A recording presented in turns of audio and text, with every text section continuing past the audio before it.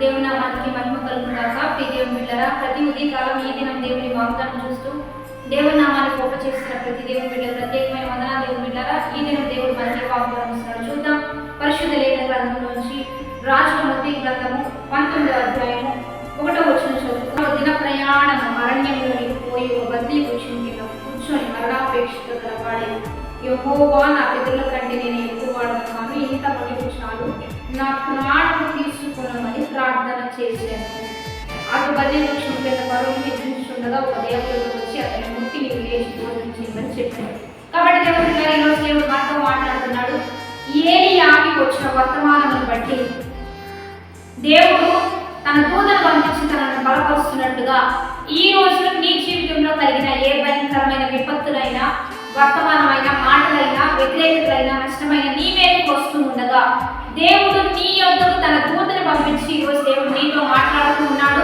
ఇక్కడ ఏలియా అంటున్నాడు, శక్తితో ప్రార్థన చేసిన ఏలియా, తన ప్రార్థన వలన అగ్నిని కుమ్మరించిన ఏలియా, బయలు ప్రవక్తలందరినీ చంపించిన ఏలియా, ఒకటేసారి ప్రార్థించిన ఆకాశం నుండి వర్షం కుమ్మరింపజేసి దేశం మొత్తం కరువు నుండి రక్షించిన ఏలియా, ఒక్క స్త్రీ మాటకి భయపడి ఇంత మటుకు చాలు, ఇక నా ప్రాణం తీసుకోమని ప్రార్థన చేస్తుంటే, చెయ్యకూడని ప్రార్థన చేసినప్పుడు దేవుడు తన దూతను పంపించి తనను బలపరిచి ఆహారం పెట్టి నీకు 200 ప్రయాణం ఉందని ఏలియాకి తెలియజేసిన దేవుడే ఈరోజు నీతో కూడా మాట్లాడుతున్నాడు.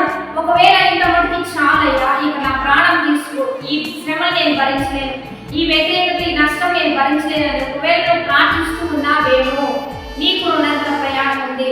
నీ వలన అనేకులు బలపడబోతున్నారు, నీ వలన అగ్ని దిగబోతుంది, నీ వలన బయట ప్రవక్తలందరూ కనుమరించబోతున్నారు, నీ వలన దేశం కరువు నుంచి రక్షించబడుతుంది, నీ వలన సంఘం పోషించబడుతుంది, నీ వలన నీ కుటుంబానికి ఒక దీవెనకరంగా దేవుడు నేను ఉంచబోతూ ఉండగా, నీవు బ్రతికితే అనేకులకు దీవెన, నీవు బ్రతికించబడితే అనేకులకు దీవెనకరంగా దేవుడు నేను ఉంచబోతూ ఉండగా, ఒకవేళ చేయకూడని ప్రార్థన ఒకవేళ నువ్వు చేస్తూ ఉన్నా నిన్ను బలపరచువాడు నీ దేవుడే.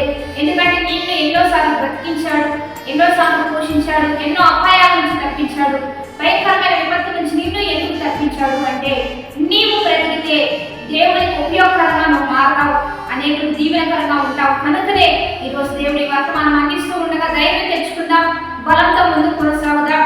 ఎక్కడ మరి ప్రాణం విసిగిపోకుండా, వేసారిపోకుండా ప్రతిదాన్ని ఎదుర్కొంటూ ధైర్యంగా ముందుకు వెళ్ళాలని ఈరోజు దేవుడు మాతో మాట్లాడుతూ ఉండగా వాగ్దానాన్ని బట్టి ప్రార్థన చేద్దాం. పరిశుద్ధ మహోన్నత గొప్ప దేవ, ఈ దినం మీరు మాకు బలమైన వాగ్వచనాలు బట్టి నీకు మహిమ. ఎంతమందితో మీరు ఈ వాగ్దానం నుంచి మాట్లాడుతున్నారు బిడ్డలందరినీ బ్రతికించండి. వారు బ్రతుకుతూ అనేకులు బ్రతుకునిచ్చేవారుగా, వారు వెలిగించబడుతూ అనేకులు వెలిగించేవారుగా ఒక్కొక్కరిని లేవనెత్తి ఈ దినము బాడేస్ మ్యారేజ్ చేసిన వారికి దీవెనలు శుభములు ప్రకటిస్తూ నీ బలమైన నామానికి మహిమ తెచ్చుకోమని ప్రభువైన యేసు నామం పేరిట అడిగి వేడుకొని ప్రార్థిస్తూ నామ గొప్ప తండ్రి, ఆమేన్. మంచి అందరం కలిసి దేవుని నామాన్ని మహిమ పరుద్దాం. ఆమేన్.